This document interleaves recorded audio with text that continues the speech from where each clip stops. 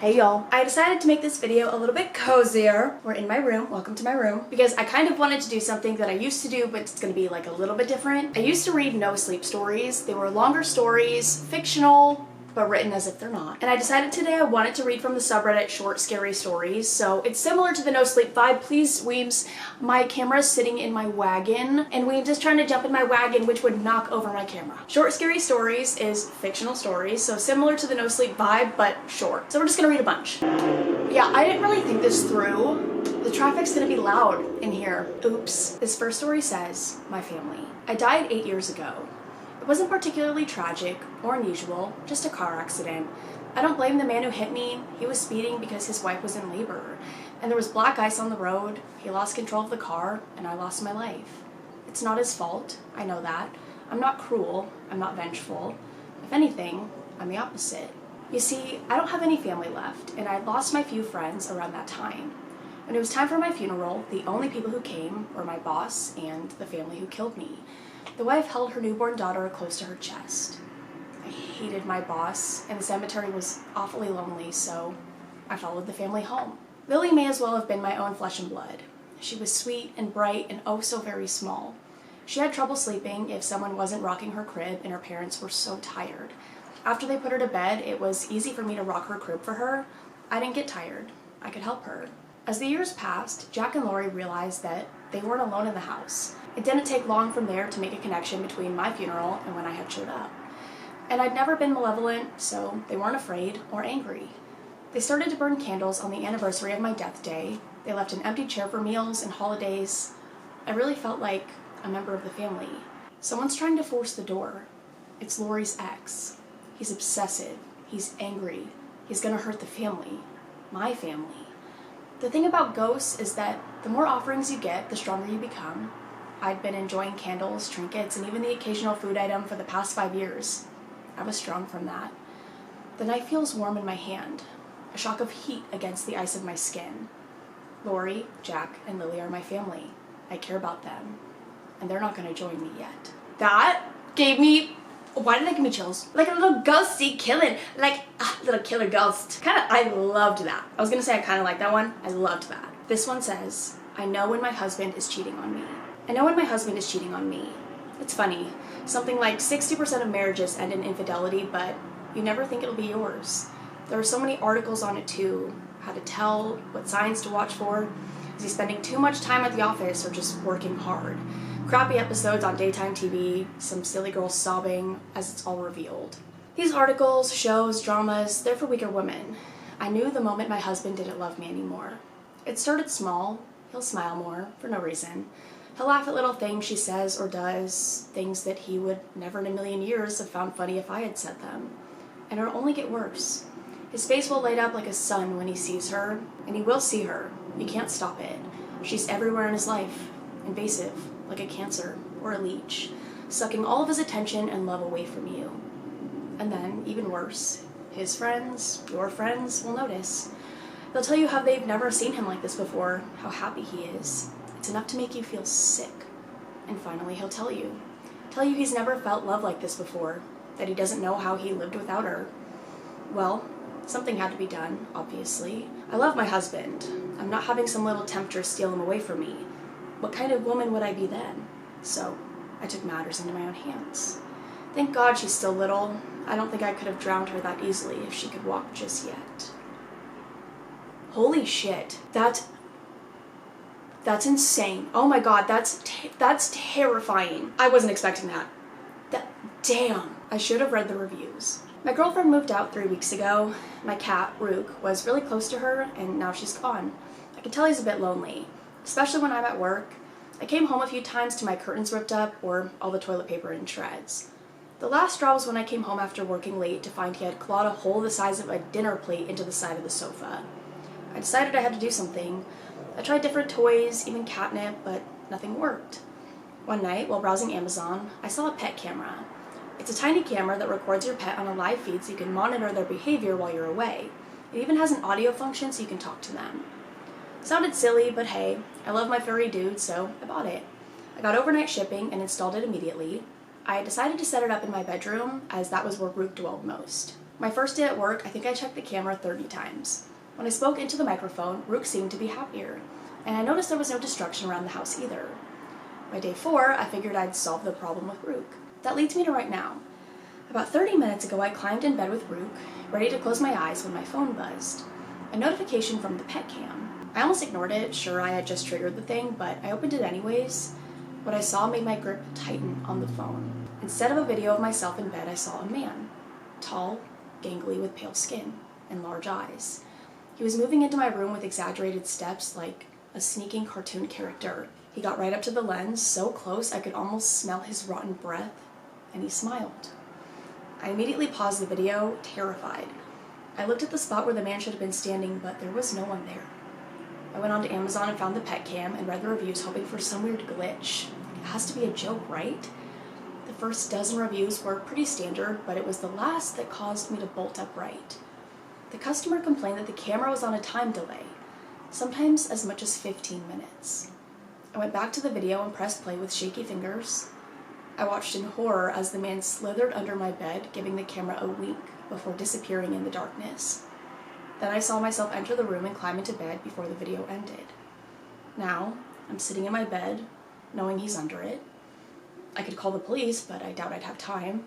So please, do yourselves a favor and read the reviews. I hate that. And the fact that I'm on my bed right now is the one time I film on my bed. Are you joking? Birthday girl. Good morning, sunshine. Time to wake up. I open my eyes and see Nurse Judy, ready to give me my morning injection. I sit on the bed and roll up my pajama sleeve. I feel the needle under my skin and the medication flowing inside my veins. The nurse gives me a wide smile. Good girl. You can go to the canteen now and have breakfast with your friends. Friends? I don't have friends here. My friends are almost 60 miles away from me, enjoying life, learning new stuff, making out at parties, certainly not spending their youth in a psychiatric ward. My parents put me there. It was after another anxiety attack at school. I lost control and tried to do something stupid. Now everything seems stupid to me. I passed by Netsy Nora's room. Her yelling is impossible to ignore. She keeps screaming Kelly and Jenna over and over again, whatever these names mean. I see 2 doctors rushing to her room with a set of tranquilizers. This place is full of people like her. I don't think I belong here. I enter the canteen and hear a loud, "Surprise!" I look around and see other patients gathered around a cake with numbered candles, 1 and 7, and an inscription, "Happy birthday, Robin." Right, it's my 17th birthday. Yay, I totally forgot. I force myself to smile and I blow out the candles. The cake tastes like soap or a cough syrup. I hide both candles in my pocket when nobody's watching. I guess it's the only gift I can count on today. I stop one of the nurses on my way back to my room, ask if my parents were going to see me. She shrugs and walks away without saying a word. Bitch.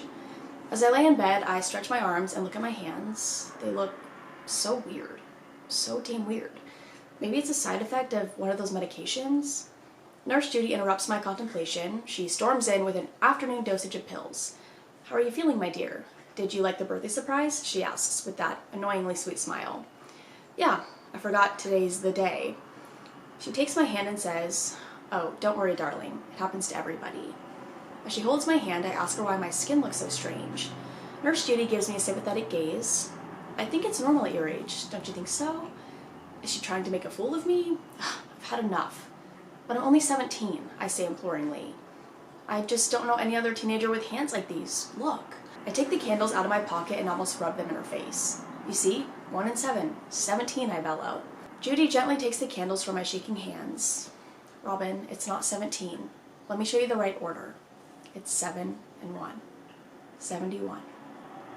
I was kind of guessing that twist before I actually read it, but that's still, like, this bitch is actually insane. You're right where you belong, girl. I don't hate my sister. Because of all the things I do to Renee, most people would say I hate my little sister. I'm here to set the record straight. I didn't let Renee's cat out of the back door because I hate her. Muffins is fine. I've been feeding him behind the shed. I don't flush Renee's medications before she takes them because I hate her. I was pretty panicked when I thought the toilet was going to clog, though. I didn't erase her biology essay because I hate her. She got to see the cute librarian she's crushing on, anyway. I didn't unplug her cell phone before she left the house because I hate her. I unplugged it so that Mom and Dad wouldn't be able to call her. I didn't use the faulty outlet in the living room because I hate Renee. I really don't hate my sister. The fire didn't kill Renee because Renee didn't have to go back for muffins. Renee wasn't sleeping due to her medicine. Renee was at the library doing her report. I didn't let her mom and dad die because I hate my little sister. I did that so she wouldn't end up buried in the garden like me. What the fuck? What the fuck? Wait, I'm so confused. You're dead? Are you a ghost? You have to be a ghost because you didn't die in the fire. You killed your parents. Because they killed you. Oh my god. Nobody wants to go near me anymore. Nobody wants to go near me anymore. People used to like me. They would sit next to me on a park bench. They'd smile when they saw me. They were completely comfortable bringing their girlfriends and kids around me. Not anymore. Not since that awful murder. Now they cross the street to avoid me, and if they do look at me, it's only with a look of disgust. I wish I could tell them how sorry I was. Sure, nobody blames me, it's not my fault. They know it's not my fault, but now they can't stand to even glance my way. I'm so lonely. God, what I wouldn't give to have someone sit down for lunch with me. I took the little things like that for granted for so long. I had to watch him die. They hanged him and left before he was even dead. I was the one that saw the life leave his eyes, saw the pain and desperation on his face, and I couldn't do a thing to help him. Those terrified eyes will haunt me for the rest of my life. I wanted nothing more than to reach out and save him, point the police to the murderers, and see those awful men put in jail for the rest of their lives, but I couldn't. I'll never be able to. I can't control where my branches bend, and my leaves can only rustle and whisper in the wind. You're the fucking tree! These are so good. I keep my son inside a chest. Each morning when I wake up, I open the chest where I keep my son. I stroke his small skull and murmur, "Good morning," although I know he can no longer hear me. I hope he doesn't think I've abandoned him. I hope he knows I never will. When my son died of a fever, I refused to let him go. He was only a baby, and all that I had left. So I turned to the stories my own mother had told me, the rituals and legends I had learned in childhood. The rules of bringing someone back from the underworld seemed so easy. I scoffed at the stories of those who failed, sure that my willpower would be stronger than theirs. I forced my way through to the fields of night, and I found my son's faint, pale soul. I guided it all the way back to his body, never looking back once. When I saw my son open his eyes again and smile at me, I thought I had made the right choice. He laughed, he ran, he played just as he had before. I even believed I could pretend nothing had happened. Then a few days later, I saw the rot creeping up his skin. At that moment, I realized my mistake. I hadn't restored my son to life. I had only brought his soul back to his corpse. I tried to comfort him as his body swelled and decayed. He wailed day and night in fear as his flesh fell from his bones. Only when his throat rotted away did he stop screaming. I attempted to return to the underworld, to return my son's soul, but the way would not open for me again. I cheated death, and my punishment was to keep what I stole. When his ligaments finally broke down, I gathered his bones and placed them in the antique chest I inherited from my mother. Only the best would do for my son. Sometimes my son's bones lie still in the chest for hours, even days, and I dare to hope that his soul found its way back to where it belongs, but sooner or later his bones always begin to rattle again, and I know he's alive. Once, all I wanted was to have my son with me, but now I would give anything for him to die. What the fuck?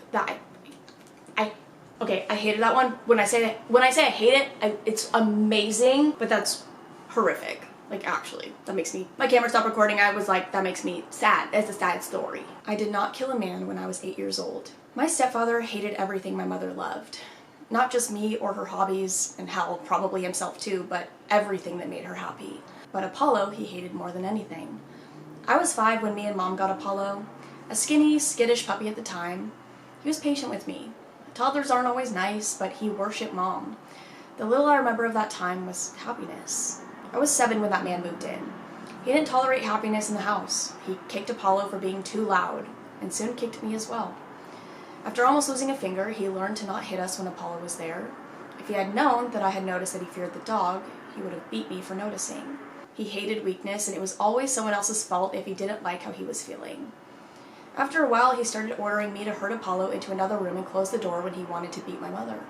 Apollo would bark, howl, and claw at the door as it happened. The neighbors called animal protection 3 times, but never called the police. Some dogs can open doors. Apollo wasn't one of them. I did not kill a man when I was 8 years old. All I did was open a door. Good for fucking you, and good, open the damn door. And I love Apollo. I love Apollo so much. Okay, I think this is the last one I'm gonna read. It says, I'm a good liar. I'm a good liar. I have been my whole life, 12 years old, or am I 13? Or 11? I'm such a good liar that I could convincingly tell you anything. It was my father who first taught me how to lie. Look them dead in the eyes, son. Don't blink or look to one side. Dead in the eyes. Speak calmly. Add in some details, ones that aren't important. That makes things more believable. So, every day I concoct a new adventure to tell my classmates. They lap it up. They believe I live in a big mansion, that I only wear tatty clothes because my parents don't want me to be spoiled. They don't know that I actually live in a caravan in the field behind it. Last week I told them that my parents had taken me off to a ski resort for the weekend. We met Prince William up there. He loves skiing. I was really bad at it, but Will, he said I can call him that, said it didn't matter because he thought I was really funny. I must have fallen over right in front of him about 8 times. We're going to be invited to dinner soon at the Windsor Castle. I liked that story. It's another thing my father taught me about lying. You can't always paint yourself as the hero. Sometimes you have to be bad at things. Today, I'm telling an even better lie. They opened the aquarium especially for me, I say, breathing evenly. My parents just knew that I've always dreamed of swimming with sharks. I looked directly at them. I don't know if you've all seen, but they have those little orange fish at the aquarium too, like Nemo. I've got a stuffed one from the gift shop, but I've got some real ones too. It's all in the details, the little details. Anyway, the shark swimming went a bit wrong. The shark tried to attack me, but I fought it off. I shrugged nonchalantly and bask in their awe. One girl asks if she can touch the red gash across my face. It was my father who taught me how to lie. I have to be believable when I explain away the injuries he gives me, or he'll kill me. But I'm a good liar, but a very bad boy. That's gonna make me fucking sick.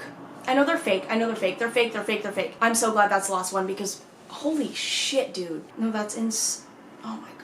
That's all I'm gonna read for now. I hope you guys enjoyed. I really hope the traffic sounds weren't too bad. I tried to read like in between when people were like revving their fucking engines. If you guys have any short fictional scary stories that you want to share with me or the community, I would love to read them. Just put them under the no sleep tag on the subreddit, but I'll have my subreddit linked down below. I'm gonna ramble a little bit at the end of this. Not too much. Again, not the time, but I love you guys so much. I will see you in the next one. Bye. Look at my shirt. Glam. Okay, my sister got me this shirt for Christmas, and I don't know why, but it's the funniest thing in the entire world to me that she put Weems instead of Timo, because his name is Timo, but we call him Weems. He doesn't even know his name is Timo, like he just, his name is Weems. And it is. I've like never called him Timo his whole life. I don't even know honestly where Weems came from. I think it was like Timo, Weemo, Weems. Something like that. He's the favorite child, obviously. So my sister got me this shirt. Whenever my sister gets me anything like cat related for a gift, it's always Weems. Always. I love my other cats too, but you know. My boyfriend too got me this like Christmas sweater. Fuck, I should go grab it. Hang on. I'm coming. He got me this, so it says Cat Mom, and it has all the babies on it. This is the cutest thing I've ever seen. And I opened it. Okay, so as you guys know, I was in Minnesota for a couple weeks, and we weren't even planning on going like when we went. So I didn't get to open this until yesterday, and I'm filming this like a week before it goes up, I think. So I opened it like last week when you're watching this. And I was like, the Christmas sweater, but it's like January, but it's fine, I'll wear it anyways. But he was like, I really wanted you to get this before Christmas, but obviously that didn't happen because it didn't get delivered till like the day after we left. But it's so cute. I'm obsessed. Welcome to my room though. Do you guys like my room? I thrifted all of this stuff up here. I think it's like the cutest shit in the entire world. I still want to do more on the wall. I think I want to do kind of like a gallery wall vibe, but I'm slowly but surely finding stuff. I also thrifted this blanket that I purposefully like tried to show off. It's like this vintage like mansion garden thing. I think it's like the coolest blanket I've ever seen. I'm obsessed with this kind of stuff. And my friend, oh my god. I can't show you because it's like placed so perfectly in my living room. I'll show you in another video where I'm filming out there. How about that? It's like so easy for me to take you out there, but I don't want to. Sorry. I had been looking for a vintage blanket like this vibe with cats on it for so long. I've seen so many TikToks of people scoring like the coolest blankets with cats on them. And I really wanted one. And my friend knew that. And so she literally made me one. She completely designed it herself. Actually, I'll put like a picture of it because I have a photo of it. Completely designed it herself in Photoshop, like Photoshop pictures of them together to make it look like portraits of all of them, but made the background floral. Oh my god, it's like the most beautiful, perfect thing. I started crying when she gave it to me because that's like the most thoughtful, like I was like, this is honestly the most amazing gift I think I've ever received in my life. So amazing of her, like to design the whole thing too. I was blown away. But yeah, I think that's all I got for now. So sorry. I'm gonna go. This was more of a ramble, I feel like, than I've been giving you. So, okay. I love you guys, though. See ya.